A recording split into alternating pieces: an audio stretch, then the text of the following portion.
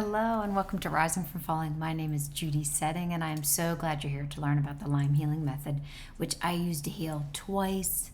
Yes, a second tick found me, and I use this method to fully heal. It's rewiring thoughts, releasing anxiety, and reconnecting with ourselves. Without further ado, here is number 102 on leaning into healing change. So, do you ever sense you're on the Lyme hamster wheel? It's like year after year, similar thoughts, similar choices, similar outcomes, right? Another treatment, a little better, not quite. You get me? And it's actually the tapes, the wiring, the programs in our mind, mostly unconscious, that are driving this. Things that we learned without even realizing it. And it takes awareness and deciding and practicing to gently change what now better serves us, which is uncomfortable. I don't know about you, but change is not comfortable for me. It's gotten a lot better, but there's discomfort there. And especially initially, which may be where you are right now, I've been there, because it requires new ways of being and doing, aka change, to rewire our thoughts, which I'm talking here about healing Lyme, using this to heal Lyme. In You Are the Placebo by Dr. Joe Dispenza, great book, he explains that we're mostly on autopilot. We're making the same daily choices until we're willing to rethink or think differently. I like to think of this as when we diverge from our normal MO, our regular ways of thinking, our neurons, our brain cells, they get pretty displeased because they're used to driving down 95, going 75 miles an hour, running the same pathways, right? Those thoughts are running through the same pathways, our neurons. But whereas when we change, our neuron team, when we change for healing, has to drive on a dirt road. It's not as easy, a little trickier. Got to go slower. And our neurons are hollering, yikes, stop it, cut it out. This is muck soup. And then, I don't know about you, but I have the tendency, or used to really have the tendency, to want to go back to those old familiar habits, like those old familiar, neurons. They want to stay on that I-95, that highway going 75 miles an hour, that keeps us on the Lyme hamster wheel. However, this discomfort, the discomfort from novelty for productive change, is a sign that we're mixing up our brain's status quo.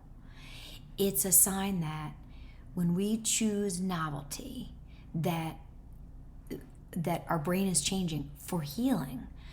Dr. Dan Siegel talks about this in his book Mindset. He talks about how there's 4 ways to cause neural firing, and one of them is novelty. So when we lean into healing changes, using our mind, body, spirits, which is what this whole program is about, it takes rewiring our thoughts to literally change our physical bodies. Joe Dispenza has this great YouTube, you can look it up, it's from 2021. It's called The Fastest Healing You'll Ever Experience. And he illustrates on there how this experiment that they did, how thought changes actually create biology changes, which proves the point of the Lyme healing method, like rewiring our thoughts to change our bodies, to heal. So from 10 minutes of sustained gratitude in this experiment, 2 to 3 times a day for just 4 days, not a lot of time, they saw in this experiment clinically significant drops, so substantial drops in cortisol, that's the stress hormone that, drives the fight, flight response and stress response in our body, that's not synonymous with rest and digest for homeostasis for healing, and IgA levels, so immunoglobulin A, which is the antibody protein in our immune system, went up an amazing amount from 53 to 87. So these experiment participants in this particular experiment, they had, quote, epigenetically signaled new genes in new ways, and their immune systems got much, much stronger. From proteins, which caused gene changes created by grateful thoughts. So you with me? The grateful thoughts caused change in the body of cortisol levels dropping and IgA going up. Hence, new, novel, inspiring ideas that we repeat regularly change us for healing. It's mind-boggling, isn't it? Okay, but that's all well and good. How do we do it? So here's some ideas that I used to lean into healing change, that are kind of part of my Lyme healing method that actually worked. So here's the thing. Awareness is step one. You're noticing this. You're hearing about me talking about this right now. You've just made a healing step. I believe in a culture of celebration here. Just learning that changing your thoughts, even hearing about this one experiment, changes our biology. This aids healing and makes us more likely that we're like, oh, maybe I can learn to lean in just a little bit to that uncomfortableness, to say the least, of change for healing. So what I'm saying is this new knowledge can help us a little bit or partway move through the discomfort of change, or prevent us maybe from stepping back into our old habits, or helping us not so much step back into our old habits. Or when we fall off the Lyme healing method horse, hello, that's me, plenty of times, we realize this, we get back on. So just awareness is a healing step, that our thoughts change our biology. Because here, there's another quote by Dispenza, I love it. Change is actually the denaturing of the hardwired circuitry, so changing our brain circuitry, rewiring our thoughts, from years of unconsciously thinking the same thought. Feeling that discomfort is actually the biological, neurological, chemical, and genetic death of our old self. So no wonder it's uncomfortable, right? Just knowing this, like I said, can help us deal a little bit with the tolerable sort of anxious, wobbly sensation in our stomach of change, like that apprehensive wobbliness, or maybe when we feel the desire to just scroll social media to avoid instead of doing the Lyme healing method work. We'll realize, oh, hey, here's what I'm doing. Like, I'm changing and my mind doesn't like it. Keep in mind this when you're doing this work. Stress in a tolerable amount is actually where successful growth occurs. Dr. Edith Eger, in the book The Gift, 12 Lessons to Save Your Life, another great book, she says this about change, which I think is beautiful. Change is synonymous with growth.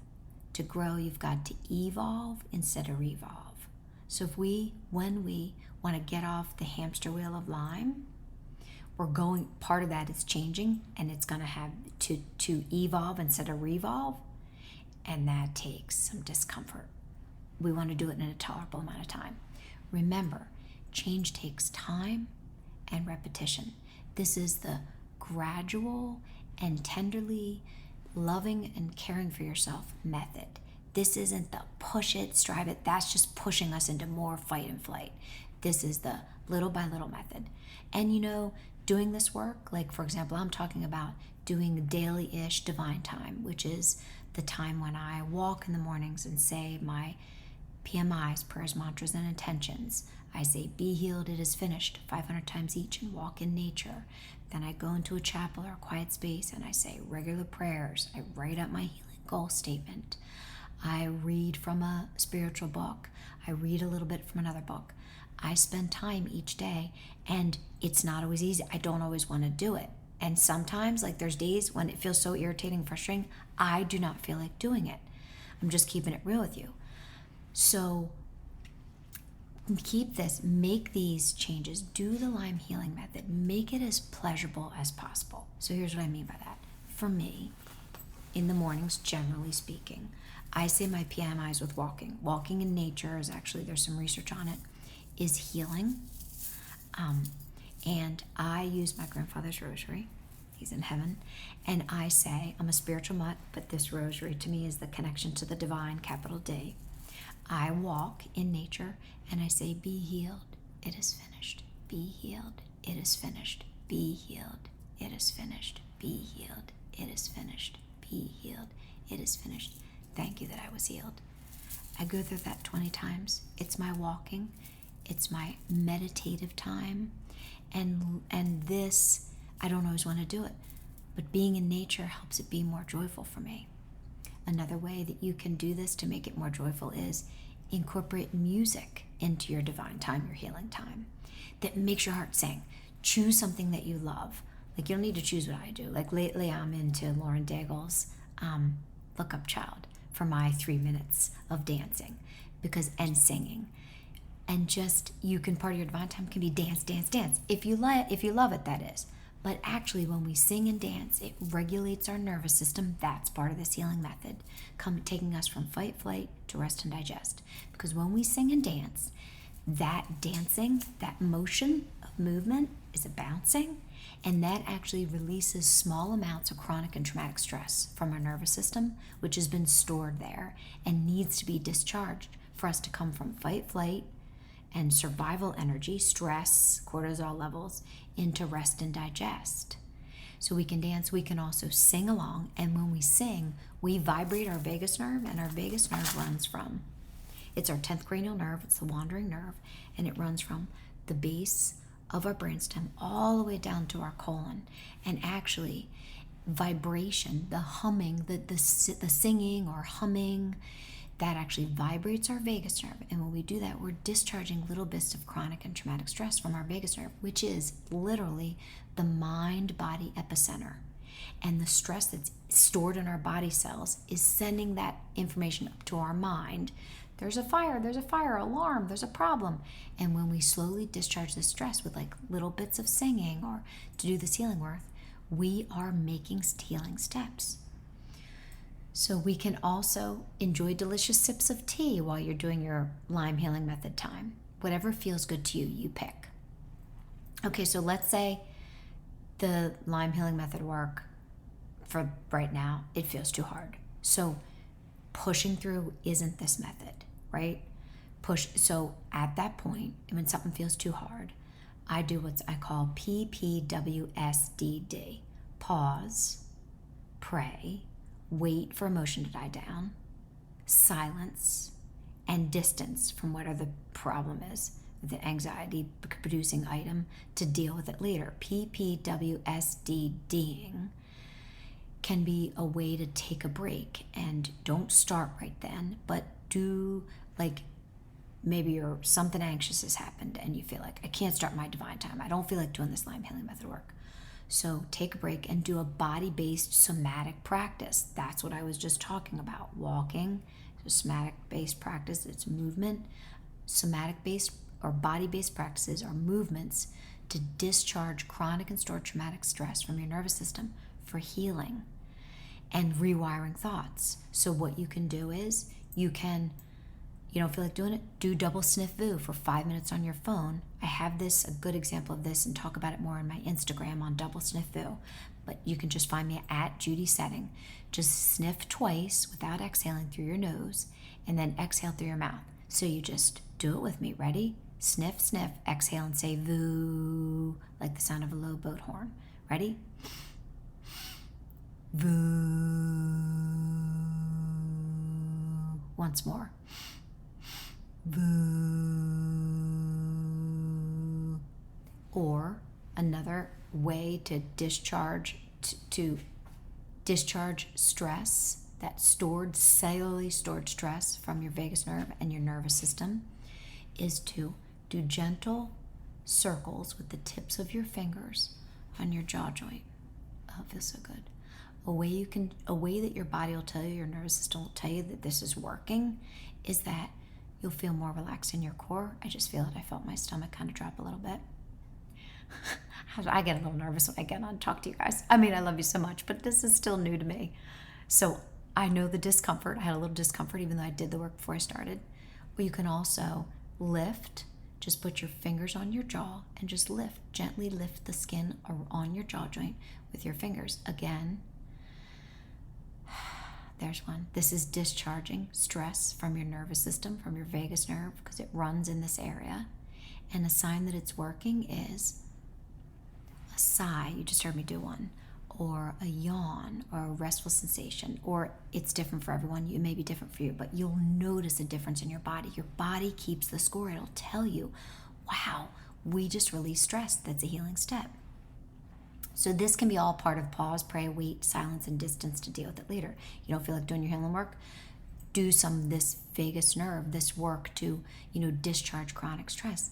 And then after feeling a little better, you may feel like beginning or not, but you can give it a shot.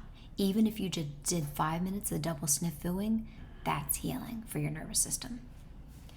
Also, if it feels too overwhelming to do what I said that I do every day, you don't have to do that. Just start. Like the Stoics say, just start. Starting anywhere is a great beginning. It's better than nothing, right? So scale back to what's achievable. Okay, today, I'm not sure about this healing work Judy talks about. I'm going to do 5 minutes of double sniff foo.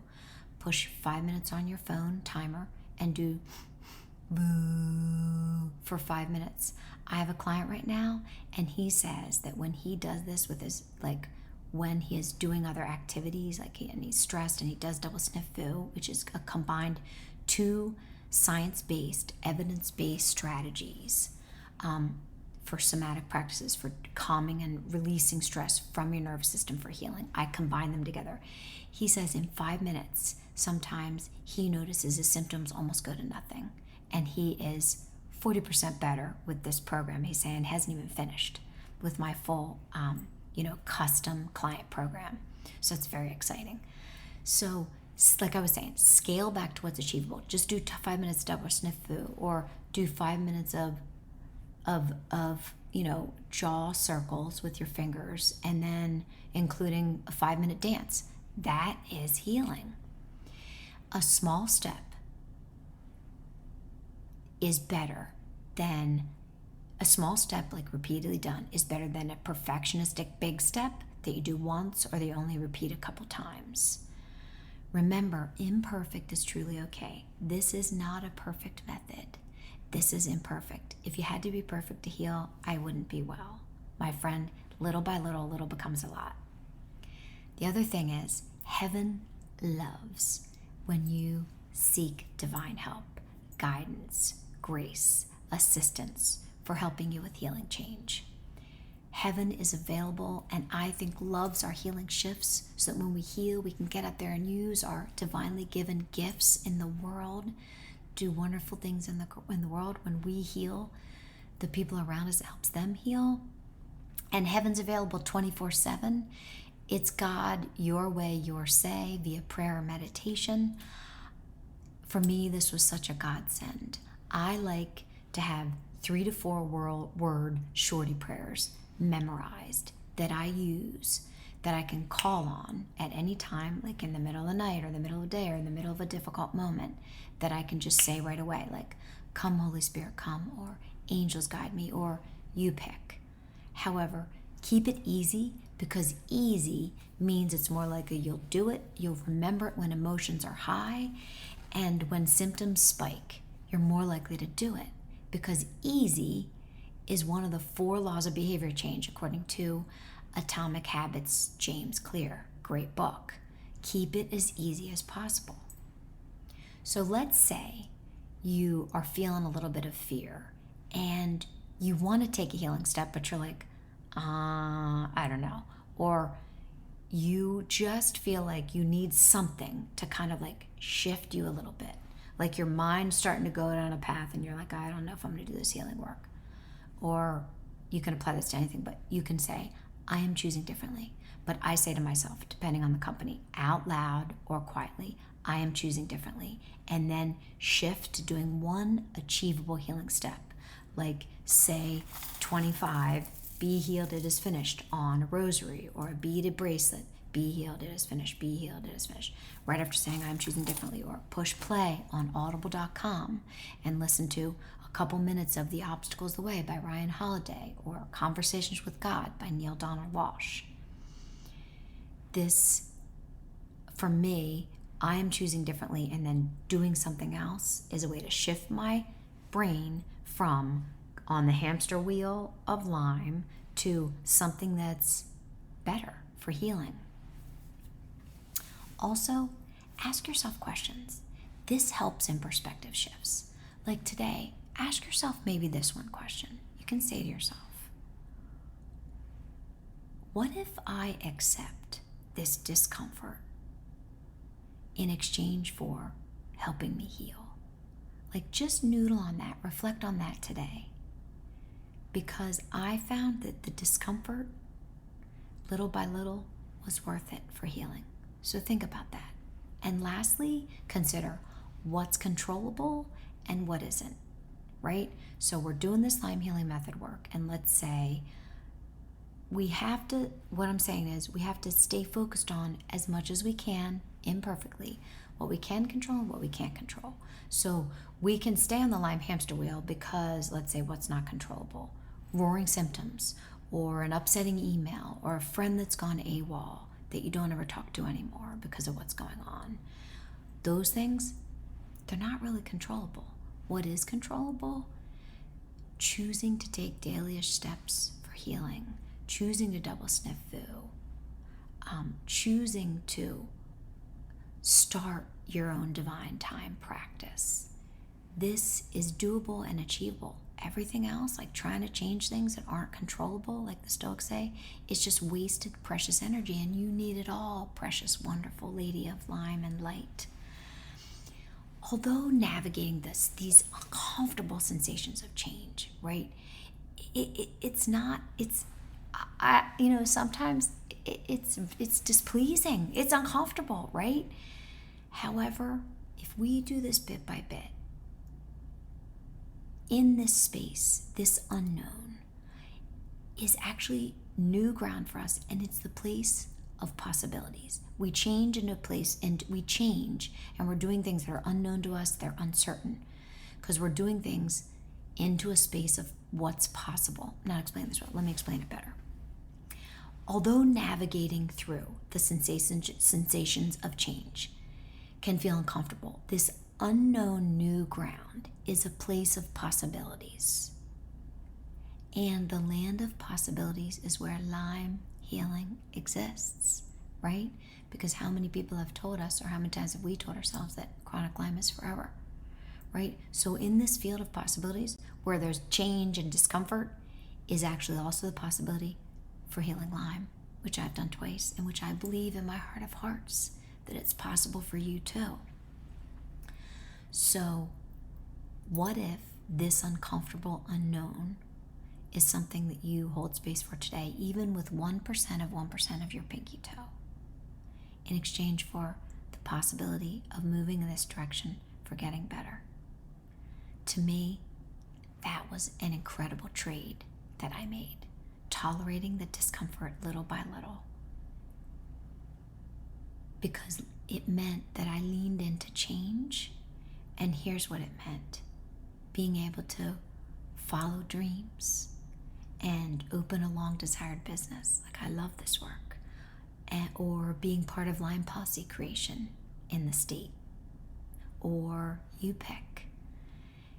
The thing is, when we do this healing work, it not only, I found, heals Lyme, we uncover our truer selves. Little by little, our beautiful gifts shine through in this work, and then it beautifully heals us, and it has a ripple effect out in the world. I truly believe that your healing is possible, one little change step at a time. If you'd like to hear more about this mind, body, spirit healing of Lyme, my Lyme healing method, you can subscribe to my newsletter. It's at judysetting.com. You can check me out at Instagram at Judy Setting. DM me. I'd love to hear from you. And if you're interested in hearing about my confidential custom course that I work with women to help them heal 12 weeks, just email me, judy@setting.com. Thank you so much for listening, and I am sending beautiful you the biggest healing vibes and prayers that you lean into healing change one step at a time.